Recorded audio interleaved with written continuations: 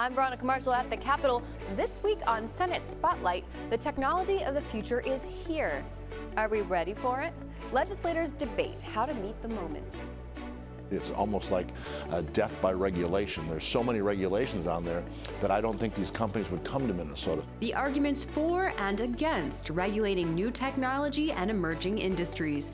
Plus, non-disclosure agreements are being tied to data center development plans, leaving residents in the dark. Imagine if we came forward with Senate File 1, it's a secret, right? And then we just called it Senate File 1 and we didn't tell people what it did and then we passed it and appropriated money. That would be kind of crazy. Details on the push to stop the use of NDAs in government.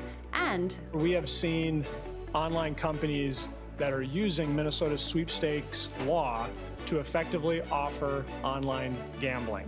The latest legislative efforts to protect consumers by closing a loophole that allows illegal online gambling. That's all coming up. Senate Spotlight is produced by the Minnesota Senate and Senate Media Services. Artificial intelligence, or AI, is simply a tool. And like any tool, its impact depends entirely on how it's used and who is using it. In some circumstances, it can increase efficiency and productivity, but it can also cause great harm. That's why Senator Erin Maye Quade says we need AI regulations now, and she has the bipartisan bills to do it. Senator, welcome to Senate Spotlight. Thanks so much for having me. Absolutely. Pleasure to meet you. So this session, you have a package of bills that were just heard on AI regulation. This is a subject you brought up last session as well. Why is this topic such a focus for you? You know, it's been a really good, interesting bipartisan space that I've been working in, and with the rapid development and consumer-facing AI being completely unregulated, I've called it a 5-alarm fire for society. We have seen harm to children, harm to adults, harm to the environment, harm to consumer prices, you know, just data surveillance. It's been pretty shocking. And hopefully we would see the federal government step in and do something about this, and we've seen a complete lack of action. And in that absence of action, we've seen states step up. And so I'm part of many, many state legislatures across the country who are acting in the absence of federal action to regulate AI and make it safer for our communities. You mentioned harm to children, and I've heard you speak about stories of children that have been harmed by the AI chatbots, and you have a bill aimed specifically at correcting that. So take me through what you've been hearing in your bill. So the stories are pretty shocking. There are stories of children dying by suicide, engaging in self-harm, disordered eating, harming others. And then you look at even just the adults, right? You have the same issues, although you can add in like instigating acts of terrorism. AI-induced psychosis it's not a medical term, but it is a term that is being used a lot more. And it is because chatbots are designed to be engaging and never end a conversation. And so you take a developing brain, and also, you know, a lot of chatbots are also, they're designed to not cause like friction or tension, right? That happens in every human relationship, right? You might say something and someone might make a face like, oh, that's weird. And AI chatbot is designed to be like, that's amazing, keep going. And so you take a developing brain and you never end a conversation. So you have addictive behaviors. You have something that's designed for engagement. So it's going to default to the most engaging content. And for young people, that can be explicit content. It could be boundary pushing content. And with no human to kind of, you know, help co-set parameters around conversation, we're just seeing incredible harm. And then the last thing I'll say is that a lot of these conversations that, you know, these chatbots that they're having with these children, if it was another adult, it would be illegal. And yet, because it's a computer, it's not. And I find that to just be pretty shocking. You talked about relationships with friction and tension, so I want to get back to the bipartisan nature of what you're seeing around this topic. You know, even red states like Texas and Florida are on board with banning or regulating AI's use by health insurers. You know, here in the Senate, you have some new allies for some of your bills. So what is it you think about this topic that's spanning the aisle? Yeah, I think it's because the harm knows no party. Everybody uses tech. And some of the things that might naturally separate us by party or location or age or you name your identifying characteristic, it fades away when it's a tech company, and it fades away when it's technology. And I think that because red states, purple states, blue states are seeing children be harmed, we are seeing addictive behaviors, we're seeing disorderly behavior, increase in schools. You have governors like Spencer Cox in Utah, and you have governors like Governor Healy out in Massachusetts working together on this. And so it's a really good space to be in a place where it's not like we've arrived at the same conclusion from different pathways of our politics. It's that we see the harm and agree completely and fully that this is just too harmful for children, certainly, and parts of society, and it needs to be regulated. You've spoken about the harm also done to patients, right? Yeah. So you have a bill to ban health insurers from using AI for their review, evaluation, determination, or appeals processes. Tell me a little bit about that, and have you heard from these companies? Is there a will there to collaborate for better outcomes for everyone? So the first thing I'll say is that the insurance industry basically exists to deny claims, right? That's why they exist. And so any technology that helps them do that faster, I'm not interested in. We already have a health insurance denial crisis in this country. I'm not trying to have technology help them make it worse. But right now in law, it says that a practitioner with the same or similar medical license has to make an adverse determination or deny the claim. And what the health plans say is, we always have a person do that. And so you shouldn't ban the use of AI in the other parts of reviewing a claim.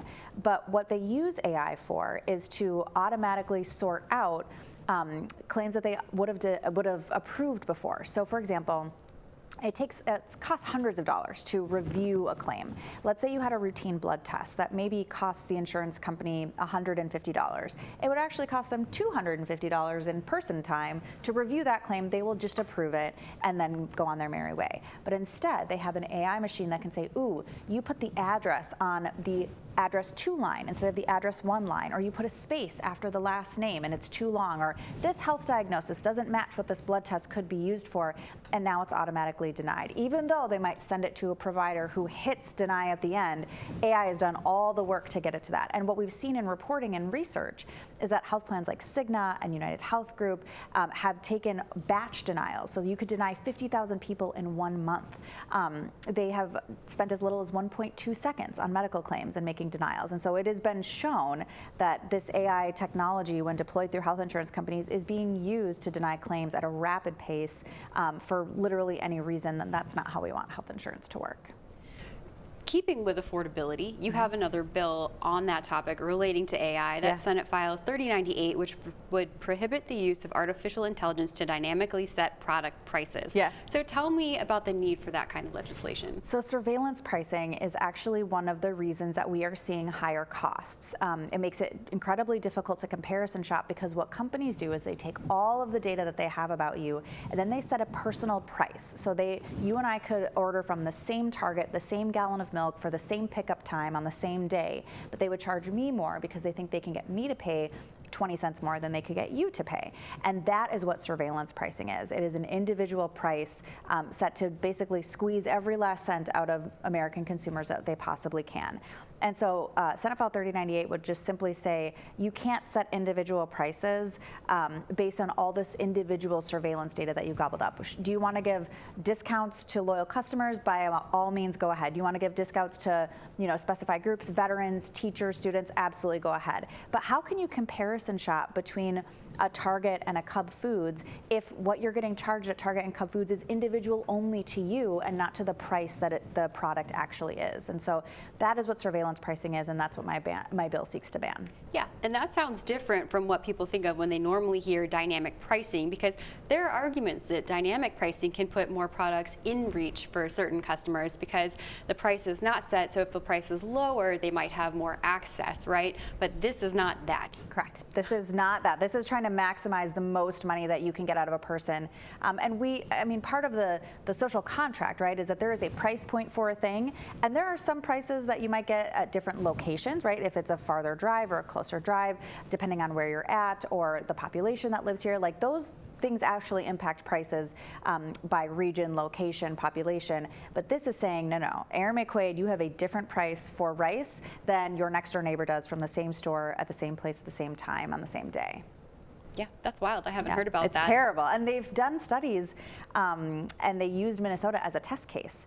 And so Minnesota stores have already been found to be doing this. Wow. Well, thank you for bringing attention to that. Yeah. Your final bill in the package is Senate File 1886, which would require notification if people are interacting with AI.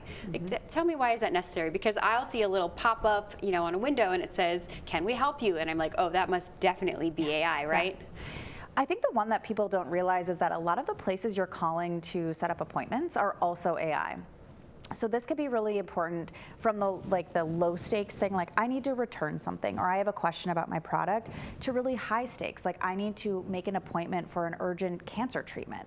And if you're talking to an AI agent and for whatever reason the AI agent just doesn't understand what you're asking, right? Like, I have this pair of jeans from this store, I'd like to return them, but I got them 3 months ago. Can I still return it? If it doesn't understand that question or that prompt, how are you to engage with the company to return your jeans?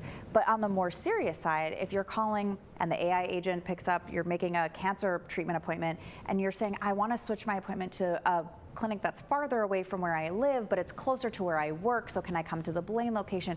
If it doesn't understand that or makes the appointment at the wrong location, you could miss out on treatment. And so this just requires my bill to inform people that they're interacting with AI, and then have an option to talk to a human at some point. It doesn't require that you immediately get turned over to a human, whether that's email or in person or a phone call or a text or whatever they might come up with in the future, but that talking to an actual human is part of the process, because we deserve to have that human interaction as the course of business. I have been stuck in that loop before where it's like, press 6, and then you press 6, then you get back to the original menu, and then you have to press 6 again, and it's just never ending. So yeah, definitely an opportunity to talk to an operator would be very helpful. Always. There. Yes. Let's go bigger picture. And you mentioned this in the beginning of the interview, but the federal government has said it should be the one to set AI regulations. So why do we need to get involved in that? Well, the government hasn't set any AI regulations, and we are many years into this consumer-facing AI with zero regulations and lots of documented harm, and it's increasing. And I think this federal government in particular is in bed with these AI and tech companies. I mean, you watched those tech CEOs sit behind the president at the inauguration, and so I'm worried that industry has successfully lobbied and bought off pretty much any person that they would stand in their way. And in fact, we've seen that these tech companies have started at least 3 different PACs to challenge state-level legislators like myself, whether they're Republican or Democrats, right? They're just looking, are you getting in the way of us having unfettered access to your data and rolling out consumer-facing AI with no consequences? And so, the federal government has not acted. I would love it if it did, but we have so many strong consumer protections that exist in the physical world, and we have none in the digital world. And if the federal government isn't going to make any, states will. You mentioned, there are already challenges at the state level. So if Minnesota moves forward, are we opening ourselves up to any costly court challenges? We could be, but we wouldn't be alone. We would be in really great company. And at a certain point, you get so many states to pass same or similar laws, and you have essentially effectively created a national regulation. And so a lot of us who are working on this space as state legislators work across both the political spectrum and the geographic distance of our country, because our goal is to essentially create what would be a national framework. We'll just do it state by state. Okay, grassroots national framework. Okay, Senator, thank you so much for your time. Thanks. It's great to be here. Online gambling is illegal in Minnesota, but that doesn't mean it isn't happening. Now there's a bipartisan push to close a legal loophole that supporters say put Minnesotans at risk. What we're trying to do is ensure that legitimate promotional sweepstakes can continue in the state of Minnesota while closing a loophole that's effectively allowing online gambling. Senator Jordan Rasmusson's bill, Senate File 4474, aims to ban online dual currency sweepstakes games. These games allow players to buy gold coins and receive bonus sweeps coins that can then be used to play online casino-style games for the chance to win real cash prizes. The bill's supporters supporters say this type of online gambling lacks social and consumer safeguards. Both the state's Alcohol and Gambling Enforcement Division and Minnesota Attorney General Keith Ellison have previously sent letters to several of these companies telling them to stop. Senator Rasmusson's bill includes penalties if they don't. Meanwhile, critics say the bill could actually hurt consumers even more by sending them straight to offshore operators. When you try to ban digital behavior that people want, it doesn't disappear, it moves. And it usually moves to places that are harder to regulate and less safe for consumers. So far, the bill has passed out of the Commerce and Consumer Protection and Judicial and Public Safety committees. It now waits to be heard in the State and Local Government Committee. Autonomous vehicles can be a powerful resource for helping people with disabilities get around. So to increase accessibility here in Minnesota, Senator John Jasinski says the state needs to strike the right balance, creating enough regulations to welcome driverless rideshare services, but not so many that they build regulatory roadblocks. Senator, welcome to Senate Spotlight. Hey, thanks, Veronica. Thanks for having me. Absolutely. It's been a while. I'm thrilled to have you here. I think last I saw you was on that bonding tour. Yes, it was. All right. Well, today we're actually talking about transportation. Sure. You're a ranking minority on the Transportation Committee, and you guys have been hearing a lot about autonomous vehicles this session. So some people might not understand what that means in the context of how you guys are legislating. So let's talk about that. And are they here now?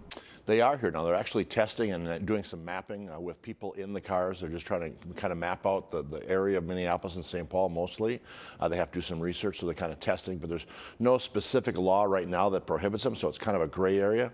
But before an automated vehicle company would invest much money in coming here, they want to make sure that everything is legal and they have the regulations and everything and the safety procedures in place before they make that investment in coming here. So that's kind of where we're at right now, is to put that framework into place so they can come in Minnesota and make an investment and hopefully see how things work.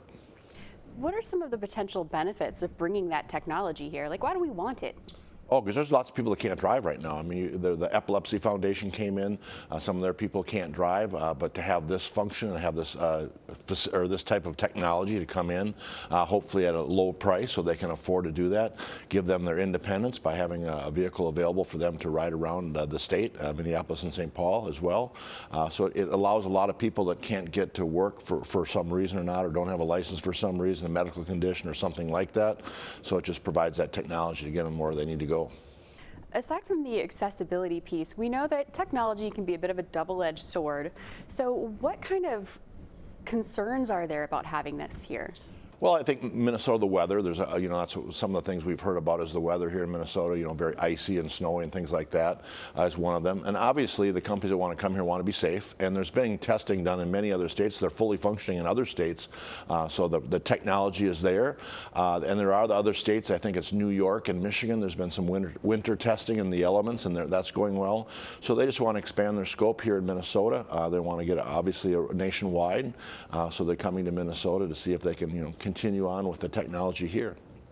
Now, why do you think the legislature is so interested in this session? I don't know. It came to the topic. The governor's had a CAV task force for many years, and they've been doing some of the studying on this, and I've been on that.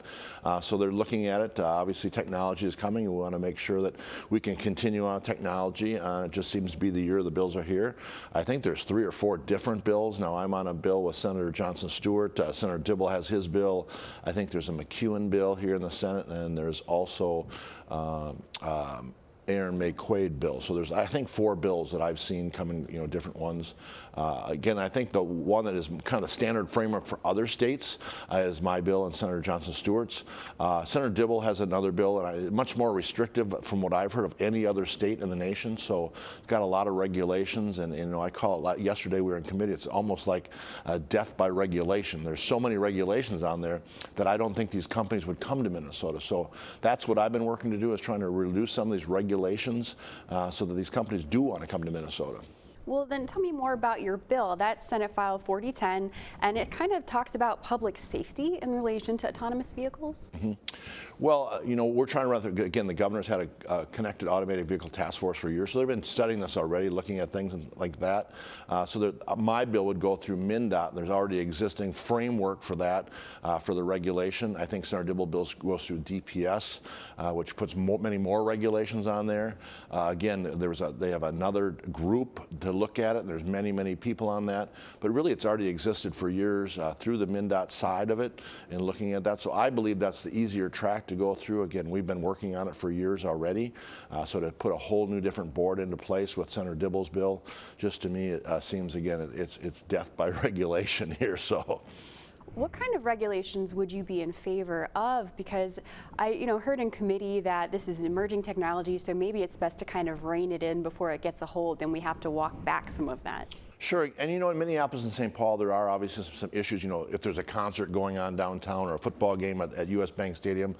So they'll be looking at doing some geo mapping and things like that where, where the cars could stop, loading, unloading, things like that are some of the concerns that I'm hearing from the metro cities. Now in rural Minnesota, we don't have quite those choke points like they do here in Minneapolis and St. Paul. So I think it's just to make sure that they operate smoothly, they're not holding up traffic in certain areas. If something would happen, is there a technology that could be taken over if an issue happens, and how does that happen? So I think we want to make sure they're safe in that way, so they're not having an impact on traffic. Any idea or best guess when I can just use my phone and order up a driverless vehicle? Well, I hope sooner than later. The bill, Senator Dibble's bill, pushes it way out till 2028, and I just don't think we need to wait that long. I think technology is there. Again, these are operating in Arizona, California, and places like that. In Michigan, there's a bunch of stuff going on there. So I'm hoping 2027. But again, things seem to technically move a little slow around here. So we're trying, and I'm hoping sometime in 2027 or 2028. They're out there again. They are testing, they're mapping, they're doing a lot of work. They're doing investments already to make sure that the cars see everything and how the objects are seen by the car, and mapping the streets out and parking and all those things. So the technology is going now, but we just got to get a framework in place so that they can make that investment and come here to Minnesota. Speaking to the idea of a framework, your bill hopes to create a statewide regulatory framework. Tell me a bit more about why that's important to you. Well, you can't have a hodgepodge in the city. Like, for example, I think there's there's like 27 or 127 different municipalities within the 7-county metro area.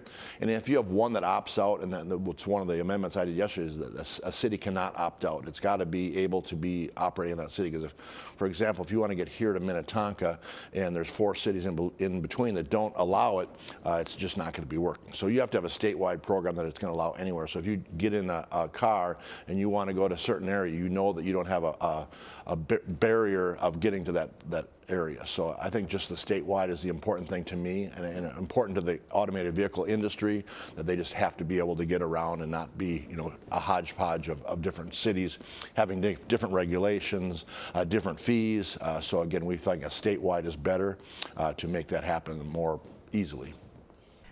We actually already have some autonomous vehicles here. Lawnmowers. That was your idea. Your bipartisan bill, Senate File 75, allows the Department of Transportation to research and evaluate autonomous mower technology. How did that idea come about for you? I've said this story many times, but I drive back and forth from Faribault to St. Paul, and a lot of times you get stuck in traffic on Interstate 35, and it's backed up for miles and miles, and you think there must be some big accident, and you actually get through the traffic. It's them mowing the ditches, and you got the mowing vehicle, and you have 3 vehicles behind that. You have a vehicle ahead of that, so you have all this all these people working just to mow the lawn. So, and we want to be safe, and I get that. I just thought there must be a better way. So instead of driving down the freeway or the highway, why don't you mow it from the inside with something more automated that they're not affecting traffic as much? So I was at a tour of Cirrus Aircraft up in Duluth, and we started talking about these gentlemen who were doing robotics, and they were actually using robots to mow underneath solar fields. And I said, wow, I just was thinking about that the other day, about doing it in ditches. So we can do that. So that made me start thinking about doing that. So we drafted a bill to start the program, to get a pilot, to see if we can get the technology to do that. So that's how it all started. It's progressing. They are doing testing. That bill did get passed. They're still not out mowing yet. They do have some other remote controlled ones for the steep slopes along freeway ramp and things like that, but the ones that are automated are not there yet. The bill that I did allowed for the purchase of one to test that. Originally, I wanted to test it on I-35 between Faribault and Burnsville, and they didn't think that was the best thing. They want to actually go to a test track. So MnDOT does have a test facility where they wanted to try that and do that. So hopefully it's coming along, and it's not exactly where I want it yet, but hopefully they're working along, and I got to check in with them again to see where we're at, but they're not out there yet. Well, in addition to helping with the flow of traffic and also, I would imagine, improving safety for those road workers, this could save us money too, right? Absolutely. As I said, when you're driving up and you see that, you have 3 or 4 different vehicles, all using gas. You have 3 or 4 or 5 employees. So if you actually had the technology, you could have a lot less cost in doing that. So, and the safety, they're out of the right of way. It's not a human, so if there is an accident, they're not going to get hurt. So I think it's a great way that we can save money, be safer, and just be more efficient. So. Well, I hope they pop up on your commute soon. All right, Senator, it's been a pleasure. Thank you for being here. Thank you. Thanks for having me again. Absolutely. Are you looking forward to seeing autonomous vehicles on our roads, or do you think Minnesota's winter weather is too much for AI to tackle? Join the conversation by leaving us a comment on our social media pages. We did not find out about the potential for a hyperscale data center until the city had already been working on the process for over a year. With something as dramatic as a data center that will literally impact every aspect of the city of Monticello, we deserve to be part of the whole process. When citizens feel unrepresented and do not trust their government, that is not a healthy democracy. I know what it is to be kept in the dark, being a resident desperately fighting to be heard, even in a small town of fewer than 4,000 people. But finding that the democratic process where my voice is supposed to matter has been hijacked by big tech. Testifiers told the Senate's State and Local Government Committee story after story about how non-disclosure agreements, or NDAs, tied to data center development plans have impacted their communities. Instead of the likelihood that my property value will increase over time, I face the likelihood that it will decrease. I ask you to approve SF 4296 and SF 4379 so that no other communities suffer from a lack of information like I did. The stories were shared in support of Senator Erin Maye Quade's bipartisan bills, Senate File 4296 and Senate File 4379.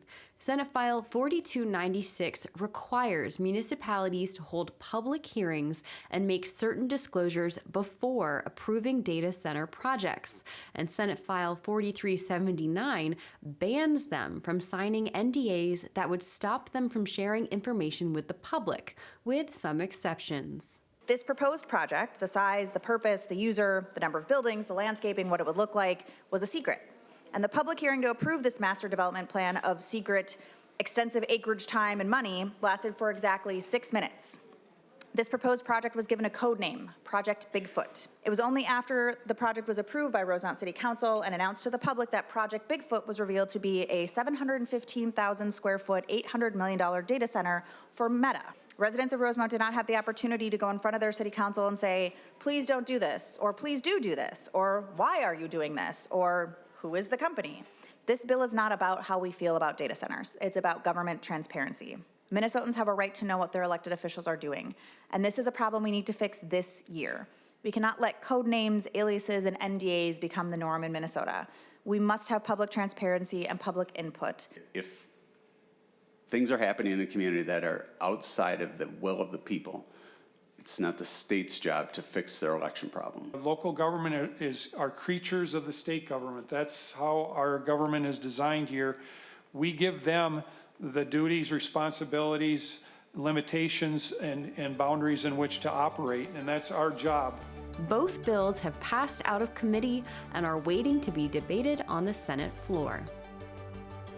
That's all the time we have today. Thank you for joining us, and see you next time.